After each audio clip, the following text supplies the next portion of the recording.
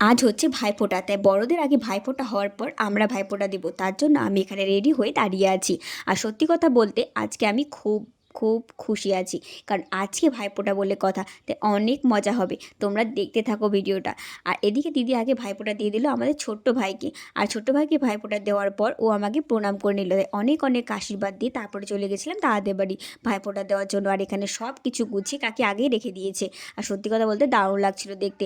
তারপরে দিদি যে রিচুয়ালসগুলো ছিল সেগুলো আগে পালন করে নিল, তারপরে ভাইফোঁটা দিয়ে দিল দাদাকে।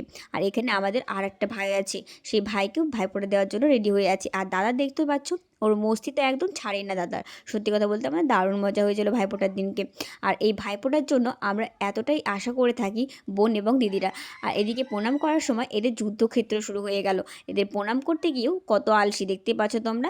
তারপরে এখানে দিদিকে গিফট দেওয়া হলো, তারপরে এখানে মেজদি ভাইফোঁটা দিয়ে দিচ্ছে দাদাকে। তারপরে আমি এদিকে দেখছো বসে আছি হাঁ করে একদম। আর এখানে আমাদের তারপর শুরু হলো বোন ফোঁটা। তারপর দিদি প্রথমে দিদিকে ফোঁটা দিয়ে দিল, তারপর আমাকে। তাই অনেকগুলো ফটো শ্যুট করলাম। তারপর এবার আমি দিব আমার দিদিকে বোন ফোঁটা। এই বোন ফোঁটাটা আমরা এই বছরই করলাম। তোমরা কারা কারা এবছর বোন ফোঁটা দিয়েছো অবশ্যই কিন্তু বলো। আর বোন ফোঁটা দিতে গিয়ে আমার যে হাসি পাচ্ছিল আর কি বলবো, আমার সাথে তো প্রায় মতো ঝগড়াই হয়ে গেছিলো দিদির। আর এত হাসির মাঝখানে আমার দিদির মেয়ে এসে আমায় দিল এক থাবা মেরে, কারণ ও রেগে গেছে, কারণ ওর মাকে আমি জ্বালাতন করছিলাম তাই। আর এখানে আমি আমার আর এক দিদিকে দিয়ে দিচ্ছিলাম বোনফোঁটা। ওর বোনফোঁটা দিতে গিয়ে ওর মেয়ে তো আমার দিকে ড্যাব ড্যাব করে তাকাচ্ছে, তোমরা তো দেখতেই পাচ্ছ। সত্যি কথা বলতে এই বোনফোঁটাটা এবার করে আমার দারুণ লেগেছে। তোমরা সত্যি করে বলবা যে আমাদের বোনফোঁটাটা কেমন লেগেছে তোমাদের। আর এখানে আমাকেও বোনফোঁটা দিয়ে দিল।